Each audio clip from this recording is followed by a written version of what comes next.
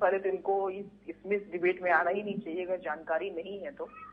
और जैसे और ये दोनों लोगों ने एक चीज, जो रेलवे विशेषज्ञ हैं और ये जो बीजेपी प्रवक्ता है, दोनों लोगों ने एक चीज पे बड़ा जोर दिया कि खेल और कला जो लोग होते हैं उन लोग को तो बेवजह ही दिया जा रहा था। देखिए कुछ चीजें जो लोग ले ही नहीं रहे हैं उस सम्मान पूर्वक वाली चीजें होती है, ठीक है दे दिया गया, वो करने वाले हैं और ना इस कोटे का कोई फायदा उठाने वाले हैं। लेकिन जो ये विधवाओं का कोटा खत्म हुआ है, शहीदों मतलब युद्ध शहीदों की विधवाओं का और छात्रों का और वरिष्ठ नागरिकों का, युवाओं का, किसान तो और इन लोग का जो खत्म हुआ है, ये वाकई बहुत गंभीर मुद्दा है। ऐसा लगता है कि जैसे कि ये जो बोले थे बीजेपी प्रवक्ता की ये पाबंदियां जो बहुत पहले से चली आ रही थी वो उसी चीज को एक्सटेंड किया गया है। तो अगर कुछ न्यूज आना था तो ये आना था कि इसमें से और ज्यादा कुछ प्रोवाइड किया जा रहा है कि हाँ ये कोटा और कुछ लागू किया जा रहा है। अच्छी न्यूज तो जनता के लिए ये होती, लेकिन ये तो बहुत ही मतलब एक समझ लीजिए कि अब जैसे कि अगर मैं हूँ मैं पढ़ी लिखी हूँ, लोग अगर कोटा खत्म कर दिया जा रहा है, युवाओं का जो कि देश के भविष्य है, वरिष्ठ नागरिक हैं, जो वरिष्ठ नागरिकों का रक्षा विशेषज्ञ जी ने कहा जिनको अच्छे पेंशन मिलते हैं, सब कुछ मिलता है, ठीक है जिनको पेंशन अगर मिलता है तो ऑलरेडी वो नहीं ले रहे हैं, तो इसमें बोलने की क्या बात है कि इनको खत्म कर दिया गया। लेकिन छात्र है, किसान है, ये लोग और जो खिलाड़ी भी हमारे खिलाड़ी हैं, देश के कोने कोने से आते हैं। आप अगर देखेंगे मैरी कॉम है, फिर महेंद्र सिंह धोनी था, जो अभी जाने माने नाम है। और अगर दबे छुपे लोग जो हैं, अगर उन लोग की बात उठा ली जाए तो अभी भी कहीं ना कहीं कोई ना कोई युवा हर खेल में संघर्ष कर रहा है। मतलब हमारे वहां तो इतना ज्यादा ये असमानता है धन का, आर्थिक का, किस स्थिति में एक झोपड़े के उसमें रह करके, लेकिन सिर्फ उसके साथ ही होता कि सरकार का साथ है, इस लोकतंत्र का साथ है, इस संविधान का साथ है, तो वो कोशिश करता है कि चाहे मैं जिस भी स्थिति में हूँ कहीं ना कहीं एक दिन जरूर पहुंच जाऊंगा। लेकिन अभी पहुंचने वाला माध्यम ही खत्म कर रहे हैं कि अगर वो किसी एग्जाम में नहीं वो बैठने के लिए जा सकता है तो वो एग्जाम देने कैसे जाएगा, वो तो वहीं का वहीं रुक गया।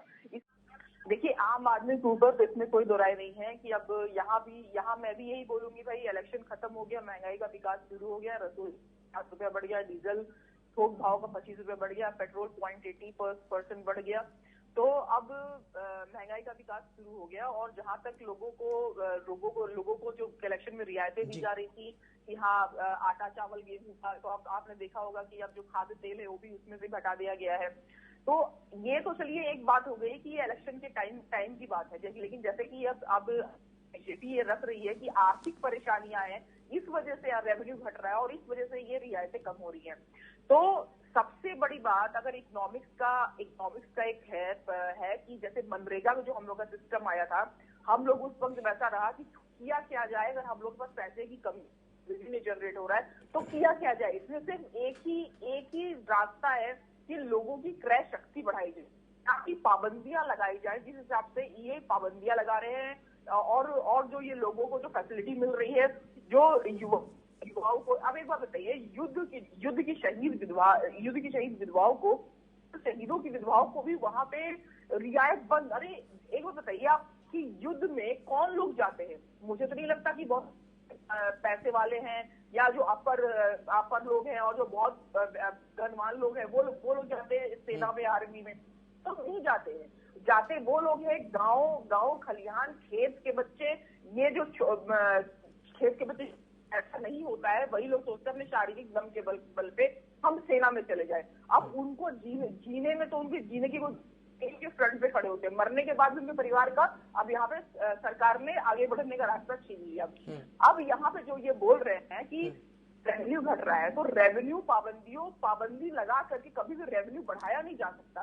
अगर रेवेन्यू बढ़ाना है तो लोगों की क्रय शक्ति बढ़ाइए। अगर तो रेवेन्यू इस तरह बढ़ेगा, ये नहीं कि सारे दरवाजे आप बैठ जाएंगे तो रेवेन्यू बढ़ेगा। रेवेन्यू डेफिनेटली ऐसे नहीं बढ़ेगा, पाबंदियां लगा के नहीं बढ़ेगा। लोगों को और ज्यादा उसमें शामिल करके अभिमान इसकी कैटेगरी और आप बढ़ा सकते थे कि छात्र जो है, युवा जो है, वरिष्ठ नागरिक जो है, किसान प्रदर्शनी के लिए जा रहे हैं, इसमें और आप रियायतें दे सकते थे, जिससे और यात्राएं करने के लिए लोग और ज्यादा उत्साहित हो कि हाँ और यात्राएं करेंगे तो चलिए रियायत, इसलिए वो छोड़ देंगे, तो और यात्राएं अगर हम करेंगे तब रेवेन्यू जनरेट होगा। लेकिन ये पाबंदी लगा के तो अगर रेवेन्यू आप बोले जनरेट बचा लेंगे तो ये तो कभी नहीं हो सकता।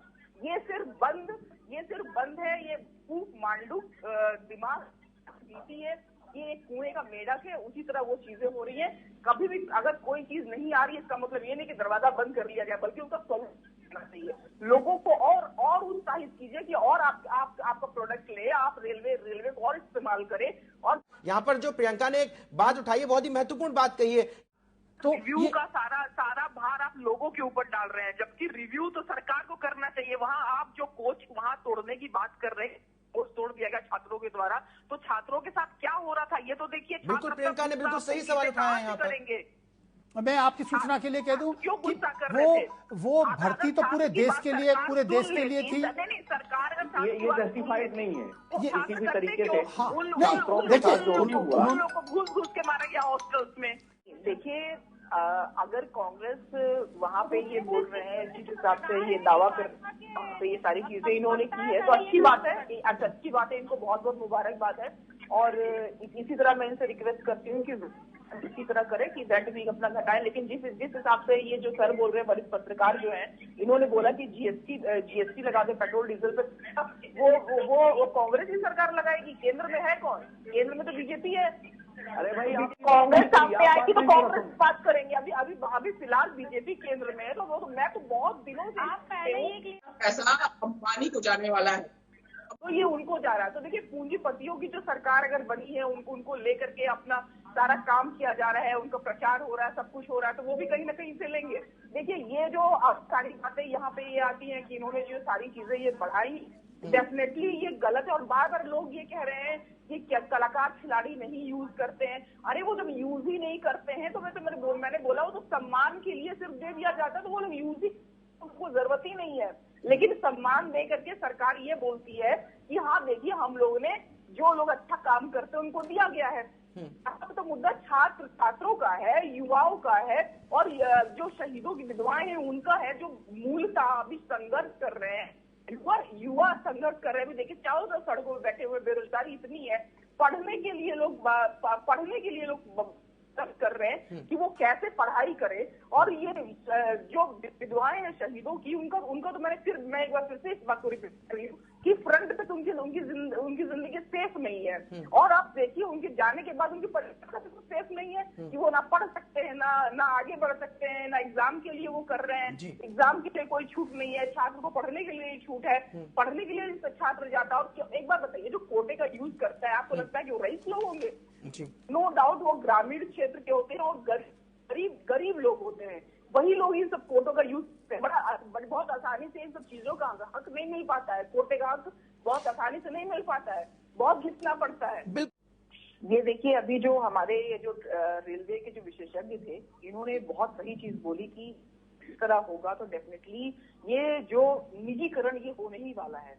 तो मुझे ये लगता है अभी तक का जो 2014 पैटर्न देखा गया, सरकार किस हिसाब से चल रही है कि पहले तो पब्लिक सेक्टर है उसको धीरे करके उस पर कूड़ा डाल दो, जमीन की अगर बोले उस पर कूड़ा डाल दो, फिर बोल दो वो बंद, फिर उसको निजीकरण को बेच दो। तो ये चीजें वही चीजें हो रही है कि इसको दबाने का अगर ये बात उनकी बात देखा जाए तो डेफिनेटली यहाँ पर रेलवे को खत्म करने की बात है और इसको निजीकरण में देने के लिए ये प्रोसेस स्टार्ट हो गया है।